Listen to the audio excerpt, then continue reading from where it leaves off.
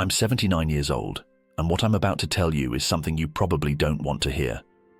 But stay with me, because these next few minutes might be the most important of your life. You think you know how life works, don't you? Career, money, success, happiness. Like there's some kind of roadmap. Here's the brutal truth. That map is a lie. And the worst part, the people who should be telling you this, your parents, your teachers, society, they're either lying to you or they don't know themselves. My name is Robert. I'm 79 years old, and it took me 47 years to figure out something so simple, so obvious, that when I finally understood it, I actually laughed. Then I cried, because I realized how much time I'd wasted. I spent the first 50 years of my life believing the same lies you probably believe right now.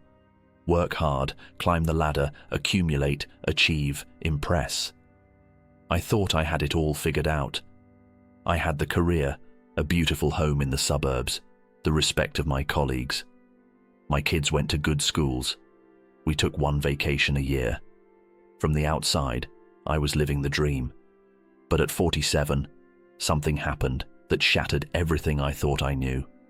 And what I learned in the 32 years since then has completely transformed how I see life, death, and everything in between.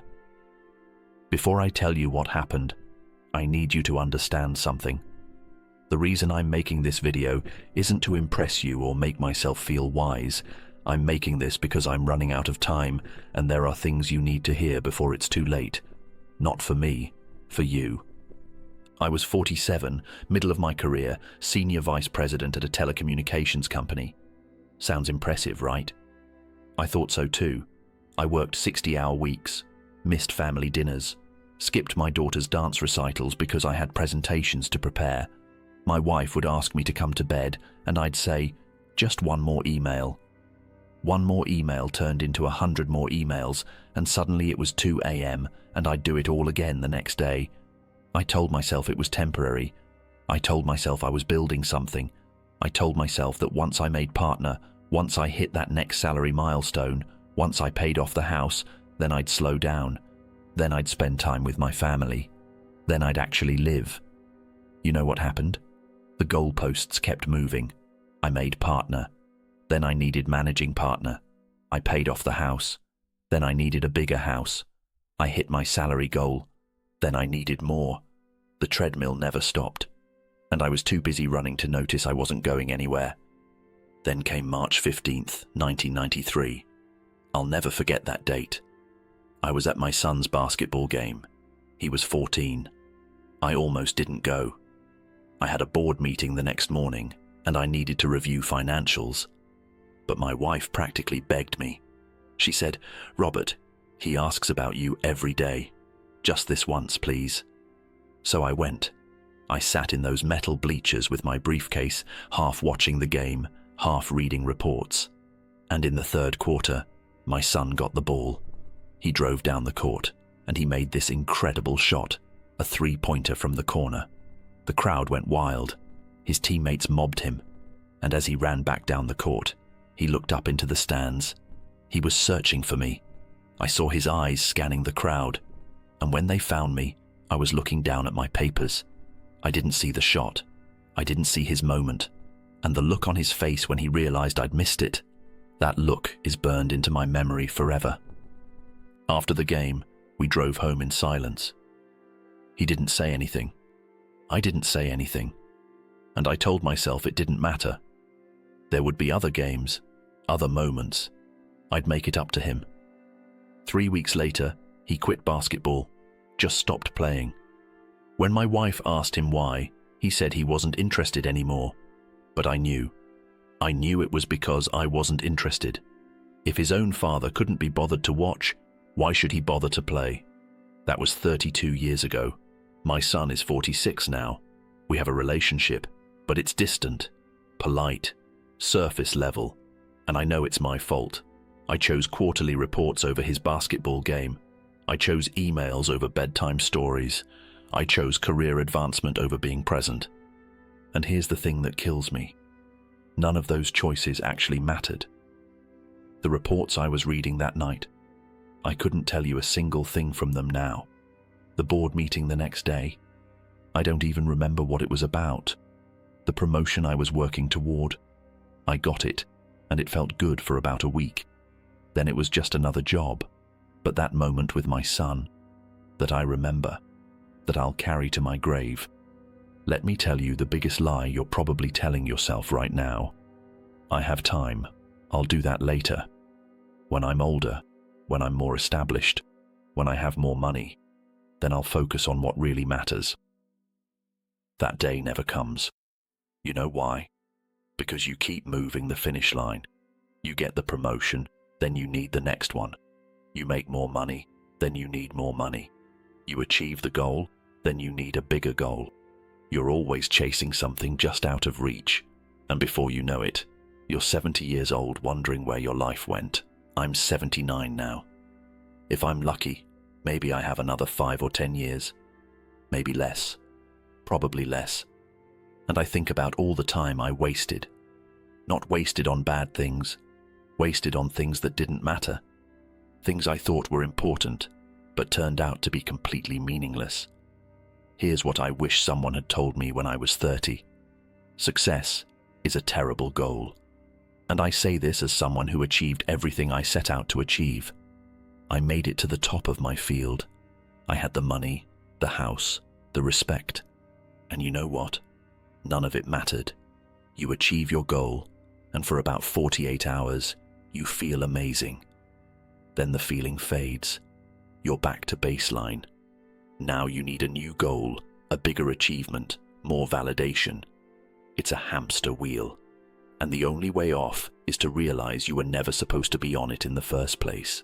I had a colleague who died 5 years ago at 73, worked 70-hour weeks his entire adult life, built a company worth tens of millions of dollars, never took a real vacation, kept saying he'd slow down next year. Next year came, and he had a massive stroke. At his funeral, his daughter, who I'd met maybe twice in 30 years, said, "My father was a very successful man, but I didn't really know him. Is that the legacy you want? Here's another truth nobody tells you. Your regrets won't be about the things you did wrong. They'll be about the things you didn't do at all. I don't lie awake at night thinking about failed business deals or mistakes I made at work. Those don't matter. You know what keeps me up? The fishing trip I never took with my dad because I was too busy. The anniversary I missed because I had a conference. The Sunday mornings I spent on my laptop instead of playing with my kids. The conversations I never had because I was always rushing to the next thing. These are the things that eat at you, the missed opportunities, the roads not taken, the love you didn't express, the risks you didn't take because you were afraid of looking foolish or losing security, the people you love, your parents, your spouse, your children. You think you have unlimited time with them. You don't. One day, that time will run out. My father died when I was 51. We had a complicated relationship, and I was always too busy to really work on it. I kept thinking we'd have time to talk when I retired, when I slowed down, when I had space to breathe. We never got that chance. Heart attack, gone in an hour. And my biggest regret? All the Sundays I didn't visit. All the phone calls I meant to make but didn't. All the times I chose work over him because I thought there would always be more time. There won't always be more time. After that basketball game, after seeing the look on my son's face, something in me shifted. Not immediately, but slowly, over the next few years, I started making different choices. I started saying no to things that didn't matter. I started saying yes to things I'd been putting off. I stepped back from work. Not all the way, but enough. I started coaching my daughter's softball team. I took my wife on that trip to Italy she'd been talking about for a decade. I called my mom every week instead of once a month. I started reading books again. I learned to play guitar, something I'd wanted to do since I was 20. And you know what I learned in these past 32 years? What matters is embarrassingly simple. Time with people you love. Work that feels meaningful to you. Experiencing things, not owning things. Creating memories. Being present. That's it. That's the whole game. I know it sounds simple. When I was your age, I would have rolled my eyes. Sure, but I have bills to pay. I have responsibilities. I have a career to build. And yes, you do. I'm not saying quit your job and live in a van. I'm saying don't sacrifice what matters for what doesn't. Here's a question I want you to ask yourself, and I want you to answer it honestly. If you died tomorrow, would you be satisfied with the life you've lived so far? Not would people be impressed by your resume. Not did you achieve enough. Just would you be satisfied? If the answer is no, then what are you waiting for? What are you doing with your time that's so important that you're willing to gamble your one precious life on it? I'm 79 years old. I've been lucky enough to have good health since that wake-up call at 47. But every morning when I wake up, I'm aware that I'm on borrowed time. We all are, really. But most young people don't realize this. They think they're invincible. They think they have forever. You don't. I have grandchildren now, 4 of them. And when I look at them, I see the same patterns I see in most young people today. They're stressed, they're anxious, they're chasing things that won't make them happy. They're making the same mistakes I made, and I try to tell them, I try to share what I've learned, but you know what? They don't really listen. Not because they're bad kids, because they can't. They're living in the storm right now. They can't see the patterns yet. They think their situation is unique, that the old rules don't apply to them. That's why I'm making this video, because maybe, just maybe, if enough people hear this message, someone will actually listen. Someone will make different choices. Someone will avoid the regrets that haunt people like me. Every single day, you're getting closer to death. Nobody likes to think about this, but it's true. You don't have unlimited time. Neither do the people you love. Your parents, if they're still alive, they're getting older every day. One day, probably sooner than you think, they won't be here. Your spouse, your children, your close friends, none of these relationships last forever. So what are you going to do? Keep putting off that phone call? Keep postponing that trip? Keep telling yourself you'll make time later? Or are you going to wake up today and start living like your time is limited? Because it is. If I could go back and talk to my 30-year-old self, here's what I would say. Stop trying to impress people who don't matter. Stop sacrificing your health for your career. Stop putting off joy until someday. Stop waiting for permission to live the life you want. Start calling your parents more often. Start taking the trips you dream about. Start doing the things that scare you. Start saying no to obligations that drain you. Start saying yes to experiences that fulfill you. And most importantly, start now, not next year, not after this project, not when you have more money or more time or more security. Now, because I promise you, the perfect time will never come. Life will always be messy and complicated and full of reasons to wait. But if you wait, you'll wake up one day and realize you waited your entire life away. I'm 79. If I'm lucky, maybe 10 more years. Maybe 15 if I'm really blessed. Probably less. And I'm okay with that, because these last 32 years have been the richest of my life.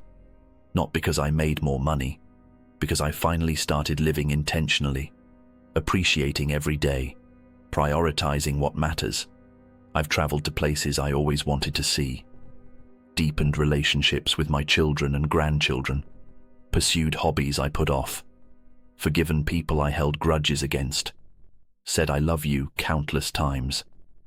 I'm happier now at 79 with less time ahead than I was at 30 when I thought I had all the time in the world. That's the irony. When you understand time is limited, you start to actually live. You stop wasting it. You stop postponing joy. You stop waiting for someday. You have a choice right now, today. Keep living the way you're living, chasing success, putting off happiness, telling yourself you'll make time later. Or wake up. Realize time is running out faster than you think, and the life you're waiting to live needs to start now. I can't make this choice for you, but I can tell you, you don't want to be 79 looking back wishing you'd made different choices. Don't waste 47 years figuring this out. Learn from my mistakes. Live intentionally. Prioritize what matters. Stop waiting for someday. Someday is today. It always has been. If this resonates with you, share this video. Leave a comment and tell me what you're going to do differently. Subscribe, because I have more truths to share and not much time left to share them. The clock is ticking. What are you going to do with your time?